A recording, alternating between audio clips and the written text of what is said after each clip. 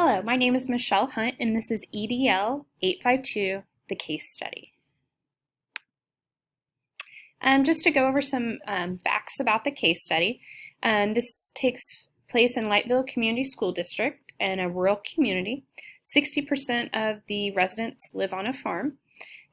Two schools in this district, an elementary school, which is currently K through 6th grades, and a junior senior high school, which is 7 through 12. The schools are set on the same piece of land. It's 65-acre site. And the elementary school has been open for 22 years, and the middle school has been opened for 11 years. A little bit of background. Lightville School District proposed building a new school to accommodate its growing population. The school district has grown from 758 students 25 years ago to around 1,200 students currently.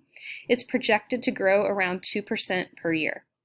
Population growth is attributed to the location, newer schools, and low land cost. The school district is only 10 miles from a major city. The community believed that when the junior high school was built, another school would not need to be built for another 40 years. The large influx of new families has caused the need for another school building. The new middle school is going to house around 450 students and would take up to 18 months to build. Building a new school is a very controversial topic in this rural community. Superintendent Joe Rawlings hired an outside architectural firm to conduct a survey to help develop ideas that would be presented to the school board and the community members. Mr. Rawlings wanted to address space problems within the building with data. A couple solutions that the architectural firm came up with. Solution one was to build an addition to the current junior senior high school and then move the 6th grade to the junior senior high school. Solution two would be to build on to both existing schools to make more room. And solution three was to build a new middle school and move all 6th through 8th students to that new building. The recommendation from the architectural firm was to use solution three, which was to build a new middle school and move all 6th to 8th grade students to the new building. The proposal. Superintendent Rawlings agreed with the recommendation from the architectural firm, which was 3, to build a new building. He announced it to the community before the board had made a decision, and the community then divided into 3 groups. The 3 groups were large landowners against any new construction for at least 10 years. They didn't dispute the need for more space, but they wanted to take care of any debt before incurring more. Group 2 liked the first or second option, saying that they were cheaper and was going to require less of a tax increase. Group 3, were mostly new residents with school-aged children and supported the superintendent's recommendation. So 4 months later, and after an extensive public debate, the school board voted 4-1 to accept the recommendation of Superintendent Rawlings.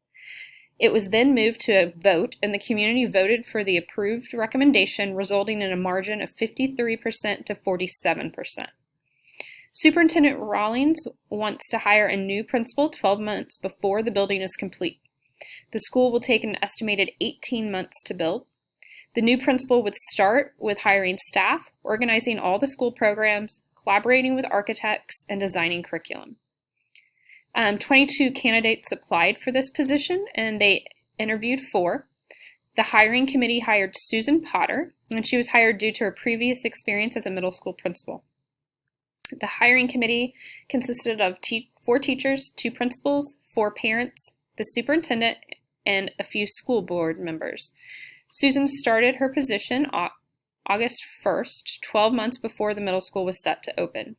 Mrs. Potter hired mostly current employees of the school district and only had to hire 4 new teachers that weren't currently employed by the district. Once she was appointed principal, she wanted to start an advisory committee to construct a philosophy and vision statement. The committee consisted of 4 teachers and 4 community members. A teacher named Helen Burke was appointed chair. Helen accepted the position but thought that Ms. Potter was more qualified to be the chair.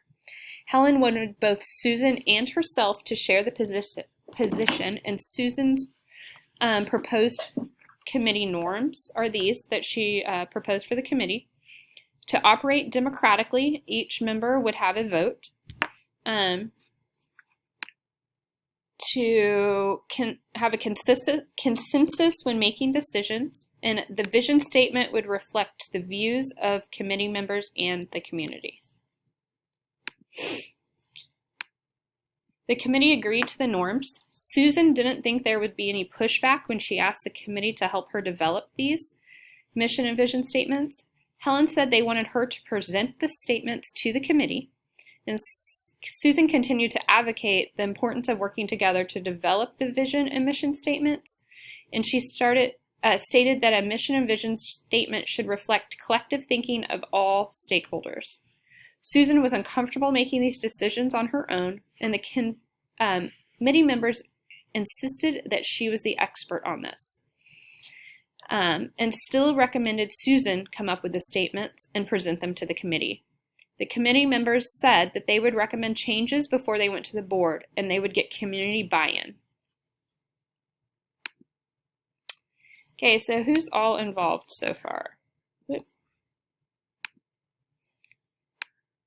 Okay, who's all involved? Superintendent Rawlings, the school board members, Susan Potter, who's the new principal, Helen, the new teacher and co-chair of the advisory committee, Dan Kelby, who's the PE teacher and a member of the advisory committee, the community, as well as teachers and community members on the advisory committee where names were not directly given. Okay, so a few things. Data use. The architectural team did conduct a study about the inadequate space problems. It doesn't give us specifics or results of the study, so I'm not quite sure what type of data was obtained or how they got that. Technology, it was not stated if there was technology use. I would assume that they conducted an online survey for all stakeholders. That would have been the easiest. They could have also done website use when introducing the new teacher and staff in the vision and mission statement, which they did not do. Equity. It does seem like Susan was equitable on making her decision. She should have included thoughts, though, from all stakeholders, which would make the decisions and the statements even more equitable. Diversity. I'm not sure if they used a diverse population of community members. It does say that they used teachers at different grade levels, though. Since there was 3 different groups with different opinions and strong opinions in the district, it probably would have been really important to make sure that you included members from each group into the advisory committee. Digital citizenship, I did not see anything that was spoken about during the case study. In the community was involved in the advisory committee as well as the vote, but I think they could have added students to the committee as well. Okay, I don't feel that there was a plan was made to successfully complete the goals that Susan put in place. I feel that she rushed into making the vision and mission statements, which made the committee members feel uncomfortable. Suppose Susan built relationships with the members and educated them on the importance of everyone's involvement. I think that she would have been more successful if she would have done that. As far as I see, there was no evaluation of the plan. Susan went forward wanting the advisory committee to develop the mission and vision statements without guidance to the group. If she had evaluated and reflected along the way, she could have possibly fixed some of those problems that arose. I do not believe that there was much time spent on the mission or vision statements.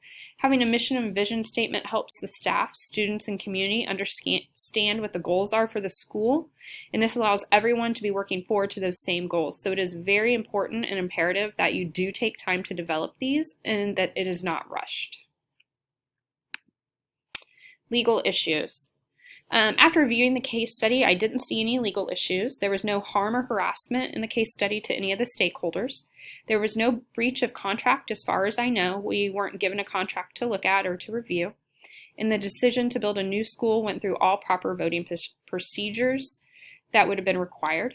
Mr. Rawlings hired Susan through an official hiring process, and Susan then started the committee to create the mission and vision statement, keeping in mind all stakeholders. Ethical issues. After reviewing the case study, I would like to address a few ethical issues. Myself, I would have established the group norms together as a group. This would show everyone how all critical decisions would be decided as a collective group. It would set a precedent moving forward. Susan could help guide the group to similar norms to what she created, but they would all feel that their voices have been heard. Ethical leaders are out to continually assess their followers' needs and expectations.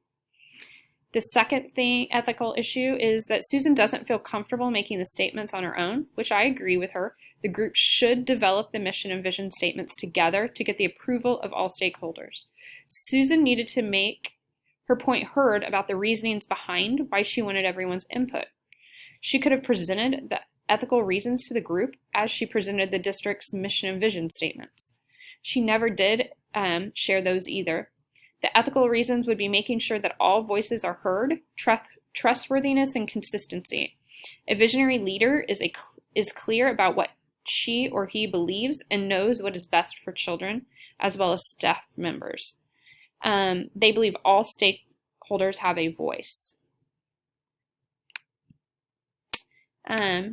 Section 3, synthesize. Susan Potter is the newly hired 6th through 8th grade middle school principal.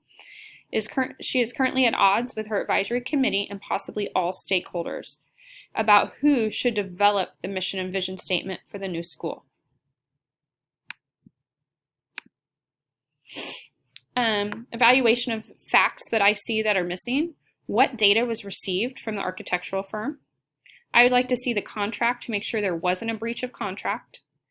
What are the district's mission and vision statements? What input was taken from the school board and the superintendents when making the decisions of the advisory committee? What were Dan Kelby's dreams? She could have really turned this into a parallel on how we want to hear everyone's dreams and visions and incorporate those into the mission and vision statements. And then there were no stakeholder views of a new mission and vision statement. And the importance of having these would be having data to back up major decisions and to help make a decision, such as like a needs assessment. What would you entail in that? And did they survey all stakeholders? That's why it's so important. We need everyone's voice heard. Using key elements from the district's current mission and vision statements would help develop the one at the middle school. I think the group would also have a better understanding of what is needed of them. I also want to know why the school board and superintendent recommend this group of individuals for the advisory committee. Is it a representation from the BLT that already exists? Do they have a wide variety of beliefs and backgrounds? Does it represent every stakeholder in the district? Having this information is extremely important so that we make sure that we have equity within our committee and that we have a diverse population. I want to make sure all opinions and beliefs are heard, especially since the stakeholders have divided into 3 separate groups. Another thing would be to have Dan Kelby's dreams about the athletic program. Like I said, we could use that as a parallel and where everyone could start sharing their goals and dreams for our new school. Knowing what other stakeholders' views are is very important for buy-in. This group could work to research and bring back those ideas to the table to discuss. Also, having a copy of the contract in hand is always a good idea to make sure Susan is following that certified contract. I'm a current ENEA negotiations team lead and work with our district contract all the time, and I am always surprised at the amount of admin that have never even opened the contract in our district. So really just knowing it and knowing everything on the contract. Section 5. So facts we have right now. Lightville School District is a rural community. Superintendent Rawlings proposed a new middle school due to the growing population. The recommendation was accepted by the school board and voted by the community. Mr. Rawlings hired Susan Potter 12 months prior to the building opening. Ms. Potter was hired early to hire staff and develop a curriculum. Susan developed an